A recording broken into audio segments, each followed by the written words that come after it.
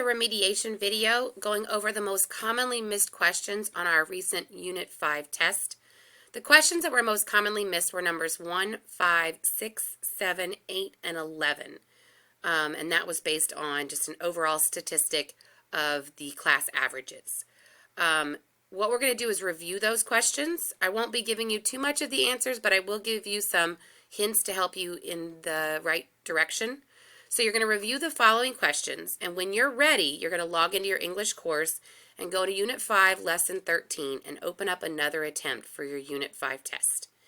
If one of the questions that you're struggling with is not one of the ones that we have reviewed, please message your teacher directly. So for question 1, the definition of justice, you guys need to understand what that is, and that's basically fair treatment. So if you don't understand justice, think about that in terms of fair treatment. So the question asks, throughout his letter, how does Banneker try to convince Jefferson that slavery is wrong? And you have the following option. He appeals to Jefferson's sense of justice. He provides evidence of how badly enslaved people are treated. And he provides evidence of how well he has done as a free black man. Now remember, look at the question again once you've read your options. He's trying to convince Jefferson, a slave owner, that slavery is wrong. So what is he going to do to convince a current slave owner why it's wrong? Okay, so you want to review the passage. See if Banneker does any of the following. Does he try to make Jefferson see that all people need fair treatment? Does he give examples of how bad enslaved people are treated? Or does he explain how well he's done as a free man? And even if he does explain how well he's done as a free man, does this actually answer the question being asked? So, and there's an excerpt from that passage. It says, "This, sir, was a time in which you clearly saw into the injustice of a state of slavery, in which you had just apprehensions of the horrors of its conditions. It was now, sir, that your abhorrence thereof was so excited that you publicly held forth this true and invaluable doctrine, which is worthy to be recorded and remembered in all succeeding ages.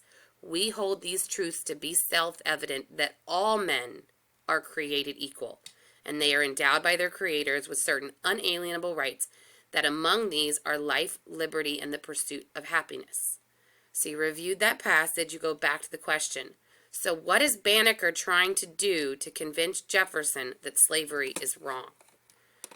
Is he trying to show you that all people are created equal and they should all deserve fair treatment? Is he telling you how badly enslaved people are treated? Or is he trying to prove that he has done well as a free black man? Question number 5. Washington stresses the importance of government for the whole. He acknowledges a counterclaim to his position. There will be conflicting priorities between different parts of the country. Does Jefferson effectively rebut the counterclaim? And in the word rebut, what you need there is speak against. Or, does he kind of put down the counterclaim? Does he effectively do this? No, because he states alliances can be a substitute for government. Yes, because he states that the Constitution can be amended to meet the country's needs. Or no, because he states that the Constitution can be amended to meet the country's needs. Okay, so B and C seem very similar, both talking about the fact that the country's needs can be amended on the Constitution. So the question's talking about counterclaims, and we know that he does address a counterclaim. So it's the opposite of what the argument Washington is trying to make. And he acknowledges a counterclaim, saying that there will be different priorities between different parts of the country, but the government should remain strong and adapt or change as priorities change, which is why the Constitution can be amended. Okay, so that's what we're thinking about here. Does he address the counterclaim? And we know that he does. And does he rebut it or kind of disprove it? And he says yes, because the Constitution can be amended. Question number 6. Read the passage. First, you pull your vehicle off the road to a safe spot. Next, you use the wrench to loosen but not remove the lug nuts.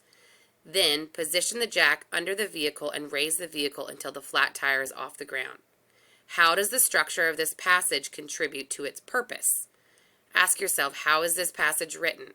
Think about some of the word choices. First you do this, next you do this, then you do this. Okay, so is it sequential, that the structure gives the reader orders of steps to take to change a tire? Is it cause and effect, where the structure demonstrates reasons readers may need to change a tire? Or does it talk about the problem and solution structure and helps readers understand how to prevent a flat tire? Again, go back to the question. The question asks you, first do this, next do this, then do this. So what order of events does this happen? Is it sequential, problem solution, or cause and effect? Next question, number 7.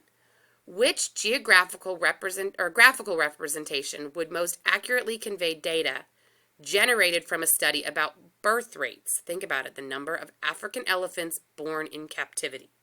So we're looking at the graph that would, or a chart or a diagram that would show the number of elephants born in captivity. So would you need a diagram depicting the inhabitants of the captive Africans have improved over time? Remember, ask yourself the question, what is it asking for? Is it asking for a chart explaining factors that affect the health of elephants living in captivity?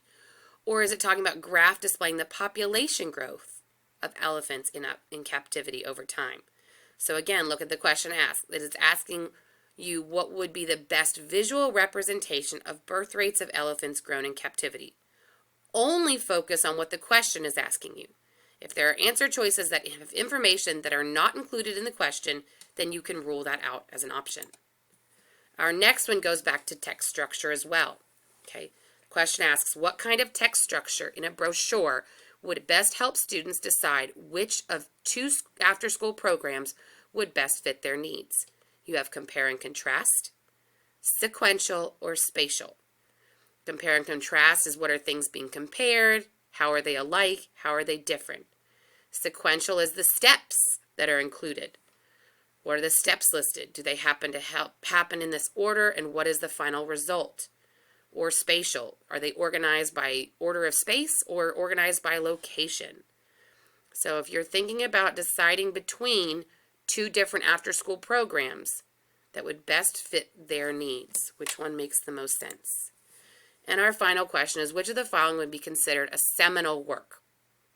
And a reminder that we talked about in class, seminal works are works, sometimes events, moments, or figures that have had strongly influencing later developments. Okay, so better wording is seminal works, for this sake, are pieces of literature that have had a big impact on the future of society. So you're asking yourself, of the 3 on the board, which probably had the biggest impact on society?